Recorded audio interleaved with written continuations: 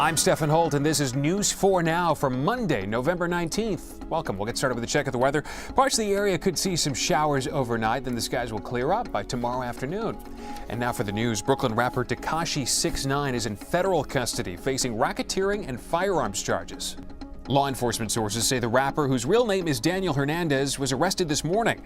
Several of his former associates were also taken into custody. The arrest comes less than a month after the rapper was sentenced to probation in a sex crimes case. It is a heartbreaking story in New Jersey. A bride and groom killed in a chain reaction crash on the way to their wedding.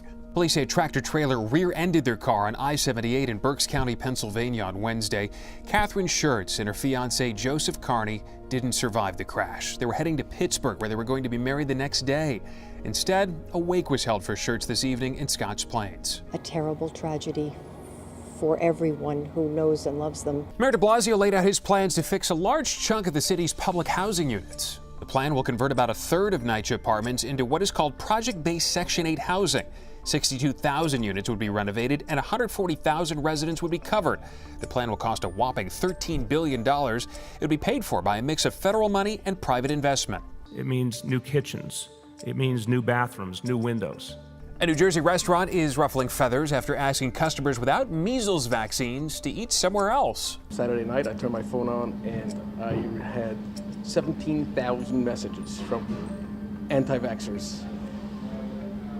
I couldn't even read all of them. The owner of Snaps Kosher posted this request on Twitter amid a growing measles outbreak in New Jersey. 14 people in Ocean County contracted the disease after coming into contact with someone who got sick. White said the policy is meant to keep his customers and employees safe. And finally, just in time for Thanksgiving, Kennedy Airport is expanding a service that gets you through security quicker.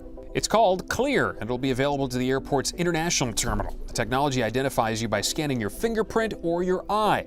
Then you go through an X-ray machine and on your way to the plane. We're told it only takes 5 minutes to enroll in the program. That's all for News 4 Now. Stick around after this for an exclusive report on why the city didn't trim risky trees before last week's snowstorm. I'm Stephen Holt. Thanks for checking in. Well, this is one of the more than 2,000 tree limbs that fell down during Thursday's storm. And a lot of New Yorkers are now worried that the next down tree is only a gust away. I feel the tree should come down completely. It is a major hazard. John Amato was very relieved to see the storm didn't topple this ash tree on 233rd Street in Bayside. It did survive our recent storm. But he's worried about the winter. The challenge is obviously making sure that the public is safe. That's the first priority. Neve Strauss of the Parks Department said the city's new inspection grading system has helped. News 4 has learned exclusively the Parks Department did 54,000 tree inspections in the past year, and of those, only 3% were in Category A, high priority, 10% in Category B, moderate priority. The rest are marked C or D, a lower priority even if they look dangerous. What we really want to do is try to proactively manage risk, basically looking at likelihood of impact, what it would impact, and the consequences of impact. That tree was going to fall. Diane Ranieri predicted the tree in front of her house was trouble, and these limbs were part of Thursday's damage.